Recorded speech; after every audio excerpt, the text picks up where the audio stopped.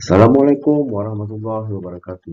Pada hari ini saya akan membentangkan satu kertas kajian sains sosial yang bertajuk Kesan Pembelajaran dalam Talian ke atas Emosi Pelajar.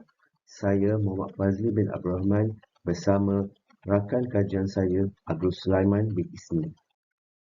Baik, situasi pandemik COVID-19 yang berlaku baru-baru ini bermula pada tahun 2019 telah membuka peralihan proses pembelajaran daripada secara bersemuka kepada pembelajaran secara di atas talian.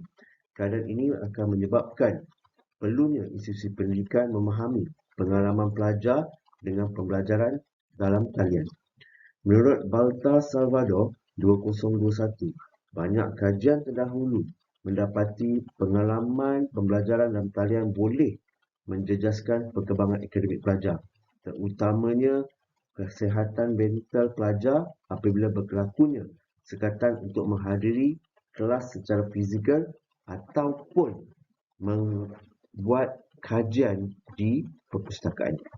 Pembelajaran dalam talian dilihat sebagai satu cara bagi menggantikan pembelajaran secara bersemuka semasa berlakunya COVID-19.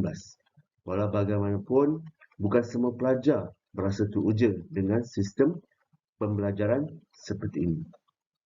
Ini disebabkan pembelajaran dalam talian memerlukan tumpuan dan juga kos yang tinggi seperti pembelian laptop dan juga capaian internet yang baik yang boleh menyebabkan gangguan emosi. Justru, objektif kajian ini adalah untuk menilai sejauh mana pengalaman pembelajaran dalam talian dan kesannya terhadap emosi pelajar. Bagi melaksanakan kajian ini, satu metodologi kajian telah dilaksanakan iaitu responden kajian ini terdiri daripada pelajar-pelajar TVET yang merupakan pelajar di Politeknik Kota Kinabalu, pelajar Kolej Komuniti Bandar Negara dan juga pelajar Kolej Komuniti Tanjung Piai yang telah melalui sesi pembelajaran dalam talian. Sampel kajian terdiri daripada 118 orang pelajar, di mana 46.6% adalah pelajar lelaki dan 53.4% adalah pelajar perempuan. Instrumen yang digunakan untuk menjalankan kajian ini adalah menggunakan soal sidik, menggunakan Google Form. Data yang telah diperolehi telah dianalisis menggunakan preset SPSS versi 22 untuk analisis deskriptif bagi mendapatkan nilai scoring. Dan nilai scoring akan diterjemahkan kepada nilai tahap seperti yang dicadangkan oleh Nadiman 2019.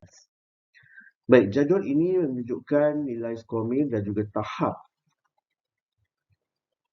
Sekiranya nilai scoring 1 hingga 1.99, ia berada pada tahap yang lemah, 2 hingga 2.99 berada di tahap yang rendah, 3 hingga 3.99 berada di tahap sederhana dan 4 hingga 5 adalah pada tahap yang tinggi.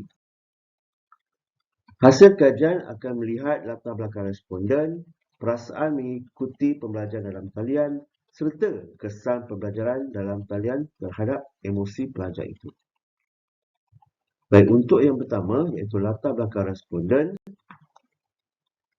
Jantina yang dipilih lelaki sebanyak 46.6%, jantina perempuan ialah 33.4%.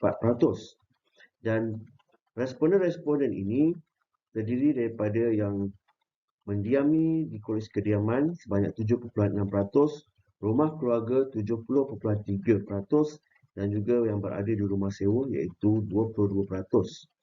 Lokasi kewangan pelajar sebanyak 48.3 pelajar berada di bandar, 39% di luar bandar dan 12.7% berada di pedalaman.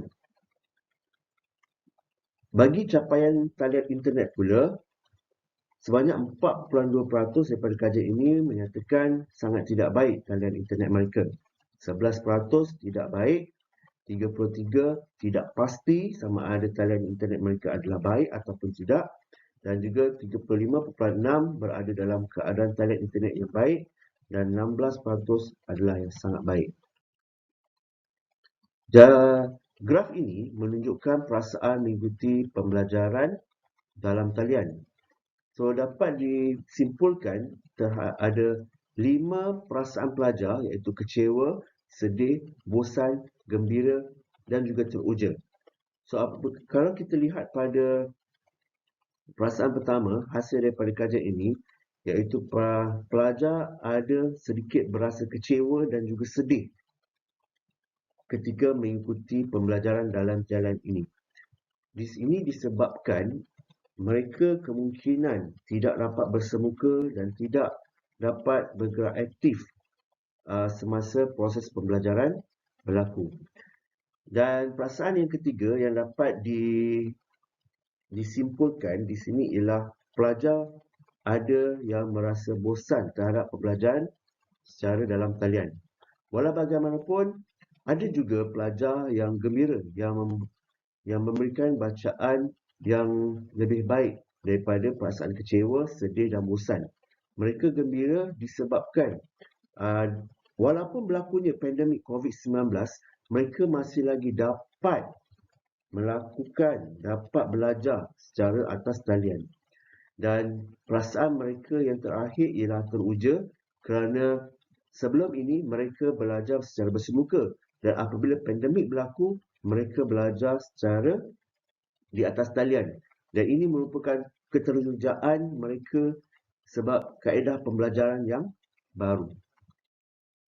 Baik, bagi hasil kajian yang ketiga iaitu kesan pembelajaran dalam talian terhadap emosi pelajar, dapatan daripada kajian ini menunjukkan ada pelajar yang kecewa, marah, risau, tertekan dan juga emosi yang tidak stabil.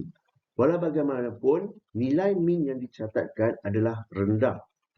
Cuma perasaan kesan mereka berasa risau agak sedikit tetapi tidak lagi mencapai tahap yang tinggi dengan bacaan 3.03.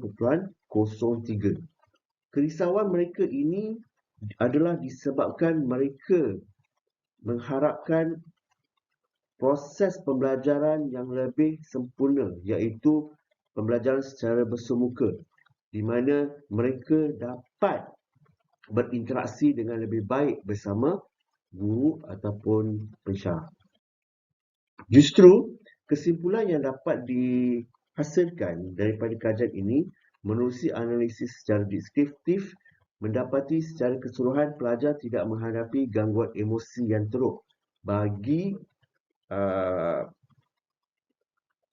tempat kajian iaitu di Politeknik dan juga Kolej Komuniti. Namun begitu, masih terdapat kesan emosi kepada segelintir pelajar. Dapat disimpulkan juga bahawa kesan daripada pandemik COVID-19 banyak kumpulan yang terjejas termasuklah pelajar di IPT. Berdasarkan kepada situasi ini, terdapat keperluan mendesak untuk merancang dan melaksanakan tindakan terperinci berasaskan bukti untuk memenuhi keperluan psikososial dan kesihatan mental pelajar yang terdedah semasa pandemik serta pasca pandemik. Sekian, terima kasih.